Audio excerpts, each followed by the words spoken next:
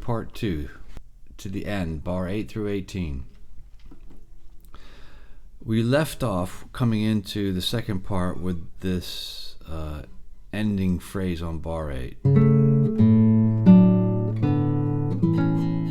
And the pickup. Just quickly, I wanted to say that the A in bar 8, remember it's a half note, so that little run should all have that A ringing over those 2 beats as much as it can. And then by the time you get the F sharp, it's a rest. So all that stuff dies and you go into the A and the A in bar 9. Here you're going to need to bar all the way across. Really, it's the best way of doing it, which of course it's marked as a half bar. You need to get the E, the A, the hammer on, and the C sharp, and then the G sharp after. So then you can let go to get those 2. So you want to get that little pattern. After you do your run, that's enough to start with, to do that stitching together of muscle memory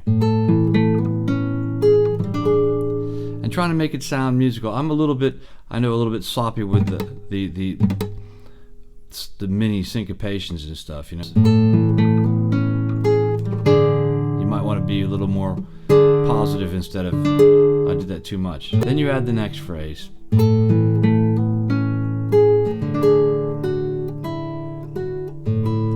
Place to work to is the resolving A. Don't overdo the physical work on this hammer on. Once you get it, move on. You've landed on the A and the A. You grab the bar, hammer on, C sharp, G sharp, let go, and that little open harmony, the run. Bar 10, A and A, C sharp, A, open D, third finger on the C sharp. That's a really nice easy run. Now this is a little tricky for me. You might find it easier. The next run, use your pinky on the G sharp, because after you've gone, you want to get an F sharp and the A together. And this is, to me, a little bit, I've got a dodgy wrist, so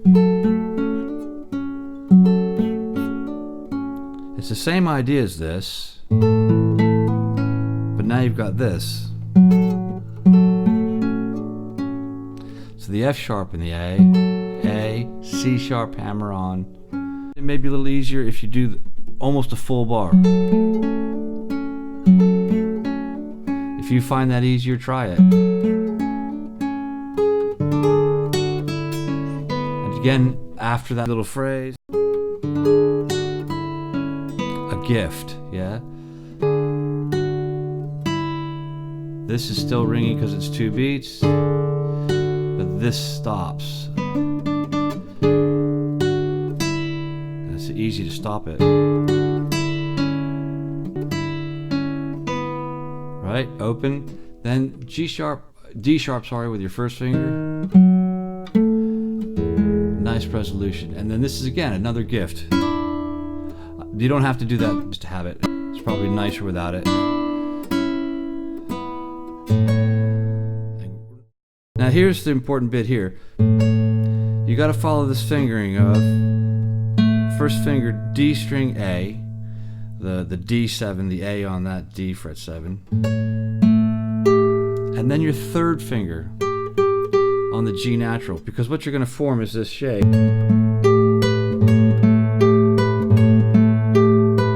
That's important.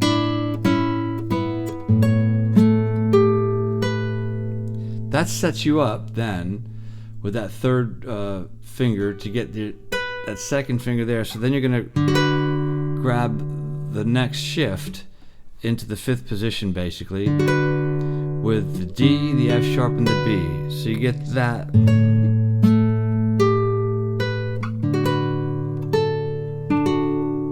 There's nice little swinging off of that position that way. So what that is the D, the F sharp, and the B, down to the A. Then the D note, G7, and you're already set up with a triad. So it's just one of those D triads. So you've come out of this. Again, I won't do that slide, sorry.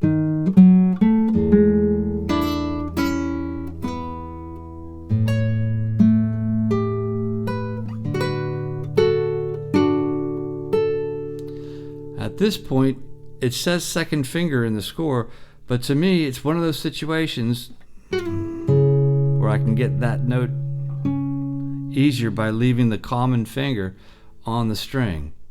So you have a common finger if you do this. You're coming from the D triad. I'm suggesting this because you can get that to ring if you do it right.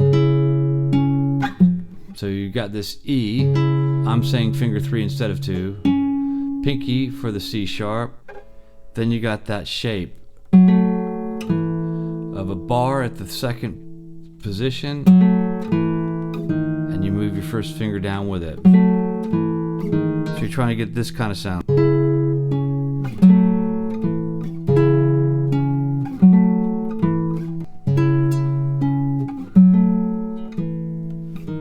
You want them to ring into each other.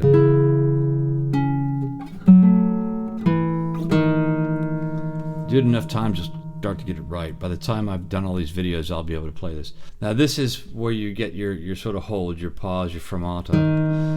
You know, do it as long as you want to, and then come out of it. You got a G sharp, a single note run, A7 type chord. Shift your fingering around to get the B with the first finger, so you can grab the second finger A and reach for the E and the F sharp. Nice minor sort of 9 sound and nice major 9 sound. So you get this A7 sort of shape. First finger B, second finger A, pinky G sharp, F sharp, and G sharp to the run to the A. So that whole little run thing is going from here.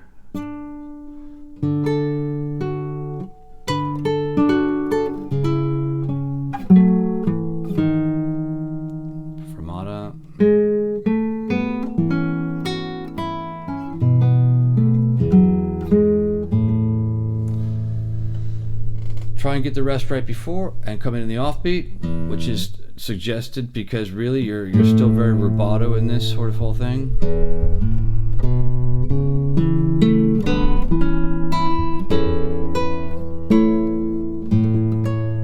Now this is just, you know, I think, well, why play the A with that? But it makes sense to do the fourth finger, B, bar, open, C sharp.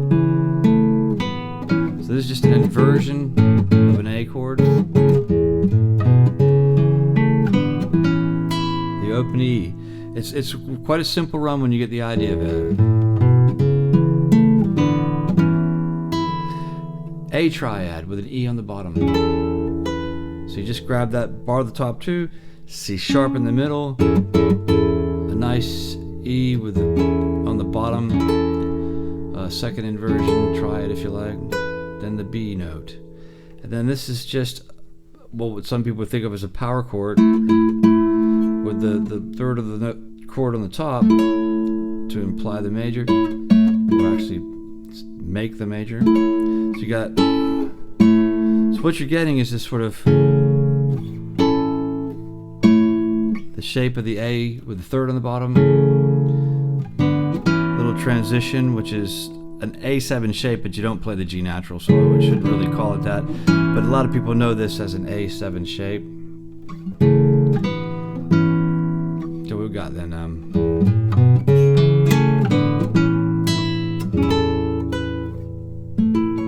and if you want to mute that B, you could strum it. If you can line up your thumb or your fingers to do this,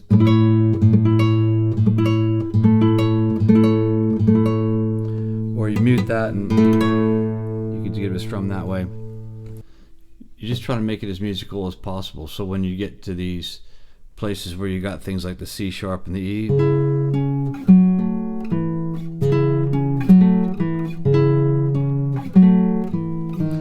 it's about snapping those harmonies, getting those two to ring together on each pair with the resolving melody.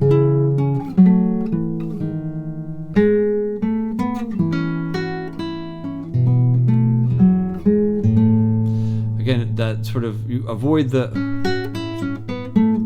you want that less of a MIDI sound.